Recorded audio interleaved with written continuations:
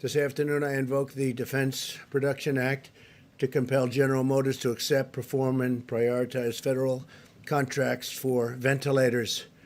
Ventilators are a big deal, and we've delivered thousands of them, and oftentimes you don't need ventilators very much. Hospitals don't have very many, and now we're turning out that we have to produce large numbers, but we've been able to do that, and we're going to be doing a lot more. This invocation of the DPA should demonstrate clearly to all that we will not hesitate to use the full authority of the federal government to combat this crisis. We thought that we had to deal with, as an example, General Motors, and I guess they thought otherwise. They didn't agree, and now they do. They do agree, and I think we might be able to pull it, but we let them know the way we felt. On a serious note, let me just give you a little idea of the Defense Production Act and why it is so important. We are engaged in the most significant industrial mobilization since World War II. We have a wartime president fighting an invisible enemy, and we have the full force of government coupled with the full power of private enterprise bearing down on this problem for the American people, sir.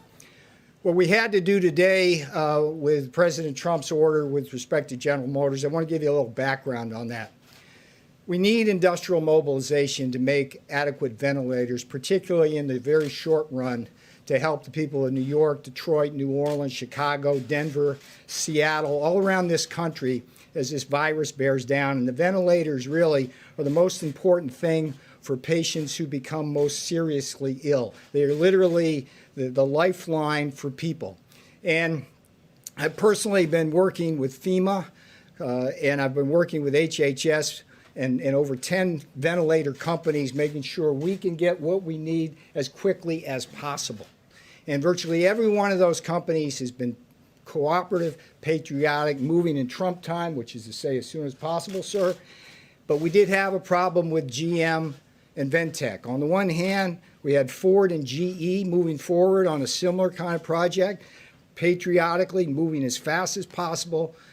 Over the last several days, we ran into roadblocks with GM. We cannot afford to lose a single day, particularly over the next 30 to 60 days. So President Trump invoked the Defense Production Act as a way of enhancing and accelerating this mobilization. I salute him for doing so. It's going to make my job so much easier. For the most part, we've had tremendous cooperation from the private sector. Today, sir, was the right day to do it. Thank you, sir.